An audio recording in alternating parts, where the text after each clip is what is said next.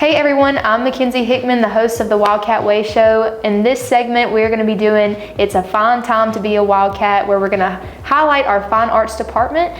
And in this segment, I have Miss LaDonna Tyson, who is over our choral group. She also helps with the Brownstone events, and she is the perfect person to kind of start this fine arts segment off. So I would like to welcome her onto the show. Hey, thanks for having me, Mackenzie. Absolutely. Well, we'll kind of go ahead and get right into it. So kind of tell me a little bit about your background, where you grew up, went to high school, and how you got to where you are today. Okay. Originally I'm from Laurel. I grew up in Jones County. I went to Northeast Jones High School and had a great experience there. And show choir and choir fine arts was really important to our high school, and we were given a lot of opportunities to perform. So I definitely credit that with a portion of why I chose to go into music education. I guess the other half would be my church experience. I grew up singing in church, and we had a keyboard at home, and I would come home from church and try to play like the songs that we sang, and so my mom signed me up for piano lessons. So music has always been a part of my life. There's nobody musical in my family at all. I'm the only one. I think one of my sisters thinks she sings, but I don't know if that's true. Music's always been there. My parents were not musicians, but they love music. And so from an early age, they were taking me to concerts. I think my first concert was Reba McEntire. No way. Oh, yeah. Oh, I'm so jealous. And Brooks and Dunn opened for her, and I was like 11 and thought it was the best thing ever. And I was in her fan club, and so I got to go backstage and meet her. Stop. And, you know, I think that there's a part of that clicks with you, and you're like, I want to be in this, you know. Absolutely. So my parents, even though they weren't musicians, definitely fostered that in me.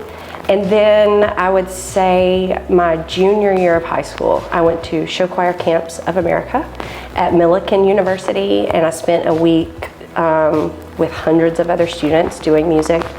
And the director that week was Linda McEachran, and I decided I want to be her. I want to do what she does. And so that's when my brain made the shift from, I don't have to be a professional singer, I can teach music to others.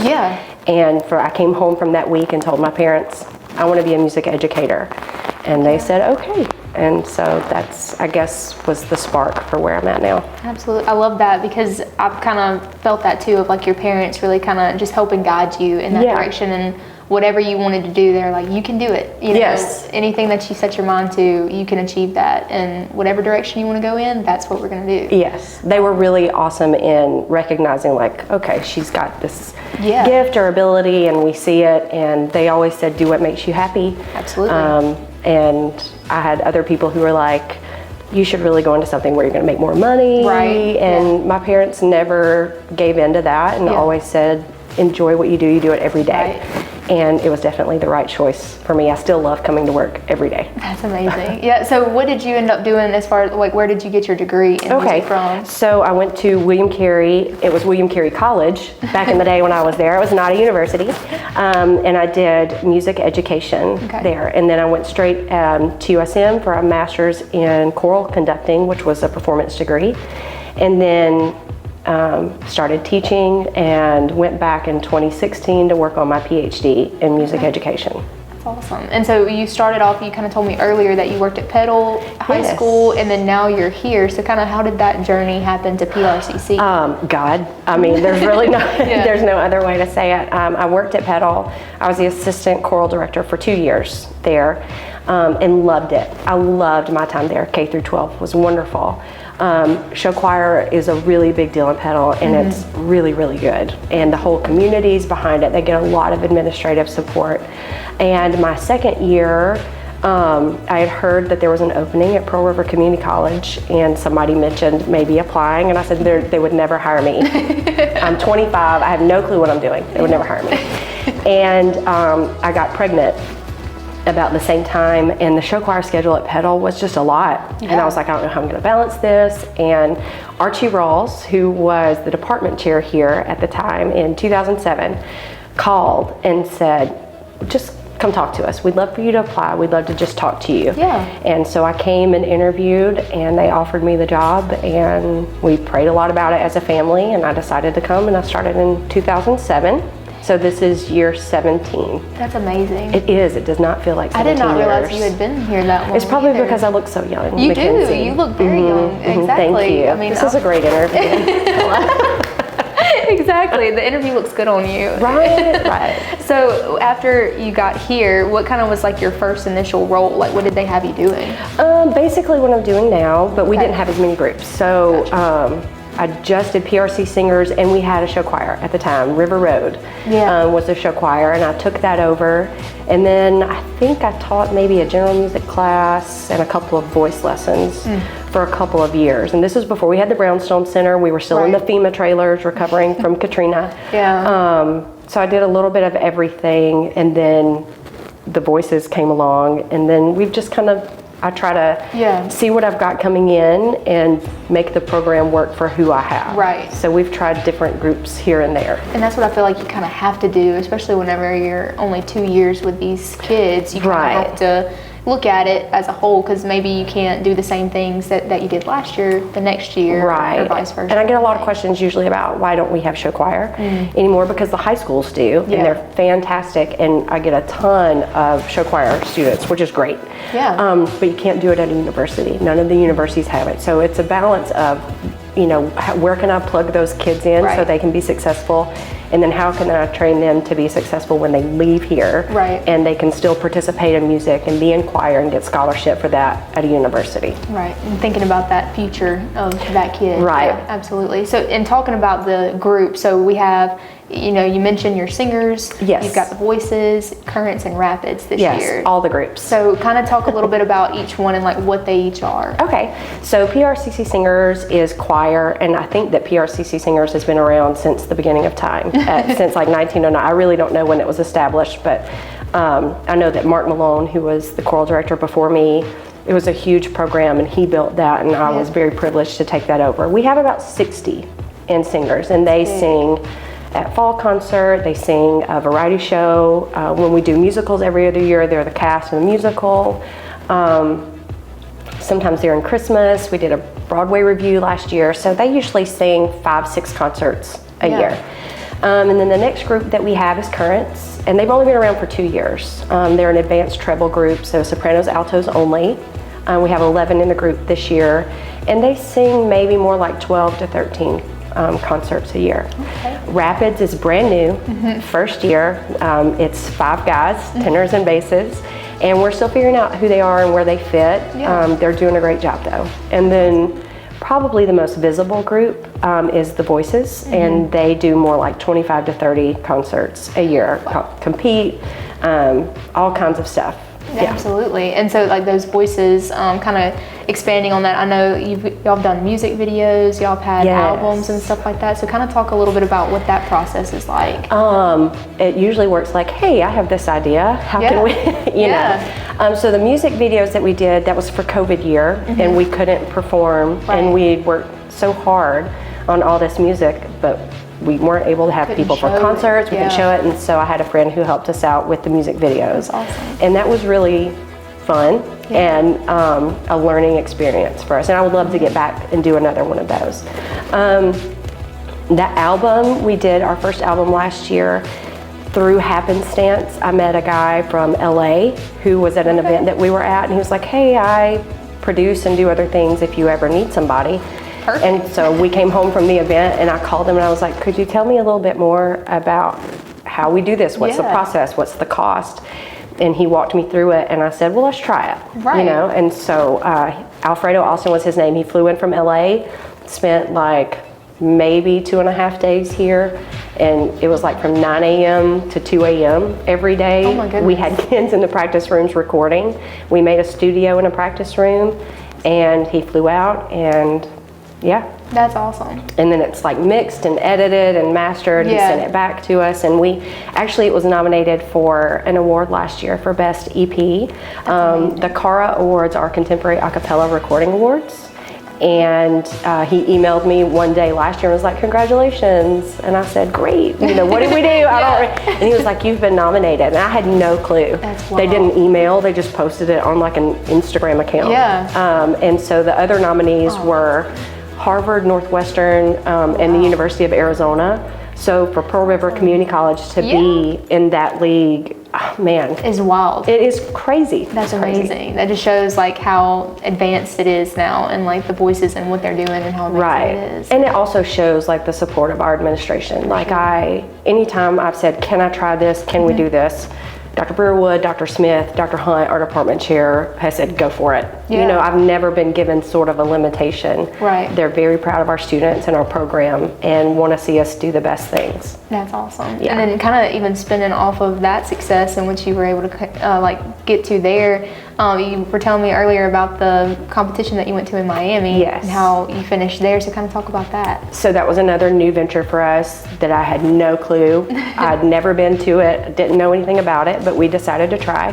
So ICCA is the international, hold on, let me get this right in my brain, the International Competition for Collegiate Acapella. That's what it is. I always forget like the order that goes in. But most people know it as the Pitch Perfect competition. So if you've seen the Pitch Perfect movies, it's that, you know, the actual competition. Yeah. And so we applied and were accepted and assigned to go to Miami for a quarterfinal. So we flew down in February and we walk in and it was a school for the arts, and on every door they had like the name of the group that was competing, and it was like the University of Florida, University of Central Florida, the University of Miami, and we were like, oh gosh, terrified. Oh, it was so intimidating to walk in, and you're the only community college there. We have no idea what we're, you know, up against, and we prepared to the best of our ability, and we came in third, and that was amazing. That was a core memory for sure, and especially in my professional career. The kids come off the stage and they knew that they gave it their best, and they were really, really proud, and they were proud to be from a community college. Absolutely. And it was just such a testament to what we do here at PRCC. Oh, 1000%, and that's what it's all about at the end of the day. Right. And just like you said, to even have Pearl River's name like up there with those colleges and seeing that, and I can only imagine like as the person that has put it all together, been here for these years, like seeing it actually happen and seeing these kids give their all, it's like, it's got to be kind of almost surreal. Oh my gosh, I was a mess. I was a mess. They come off the stage crying, I'm crying. We're, you know, it's... Absolutely. I love that not everything that we do is competitive. Right. But it is good every now and then to see, because you see where you are. Right. And so that you can kind of have a judgment of like, we can do that. We can compete. So what's next? Right. You know, that's so what's next? So we're going to try again this year, and we'd love to make it to semifinals. And I told Dr. Brewerwood that I'm going for national championship. That's right. I love it. I love it. Hey, I mean, might as well. I mean, it seems like kind of the everything else too is kind of going that way. So it's like, hey, we're gonna go too. Yeah, it's within our reach and our ability, so we're going for it. Absolutely. Well, that's awesome. And kind of talking about those different groups, I know that you have like, you know, tryouts, and you have a specific way that you get these students to be a part of this. So kind of walk me through what the tryout process looks like. Okay. Tryouts is a little different for each group. For singers, it's really students who have participated in high school. I just ask them to sing something that they know, and then we do some tonal memory. So I play some pitches, they sing those back. Maybe I check their range, and that's about it. It's a really short process. They can email me anytime throughout the year, set up an audition for the next year. Currents and rapids, they have a specific audition date, and I give them a piece of music to learn ahead of time on their own. And then they come in and they sing that with the returning members of the group. Voices is a little bit more intensive. Yeah. So there's 2 rounds. Round 1 is they send me a video of themselves singing anything that they know, 90 seconds or less. And then I kind of score those and give invites for callbacks. And then they receive a piece of music, and they have 2 weeks to learn it on their own. And they come in and they sing with the returning members. Oh, okay.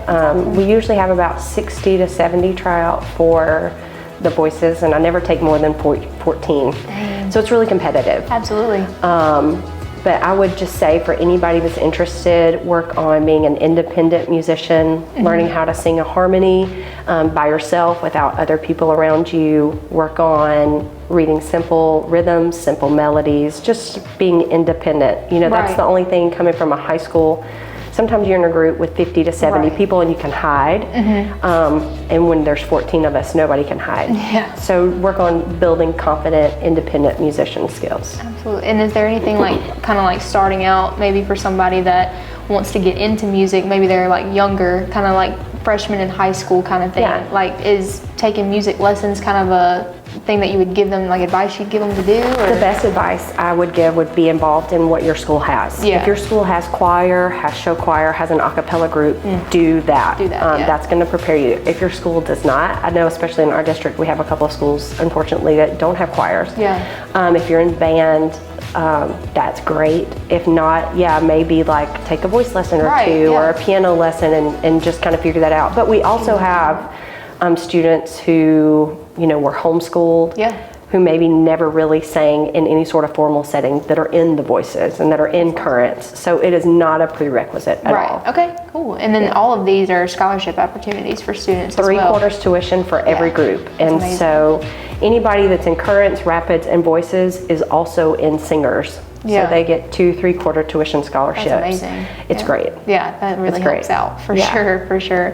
Well, kind of to wrap up everything up and kind of like put a spin on it, of with you working with the students so much and being involved in them, what is kind of like, what do you want to leave with those students whenever they leave you and their time at Pearl River is over with? Yeah. And they've been a part of your singers group or maybe all of those groups.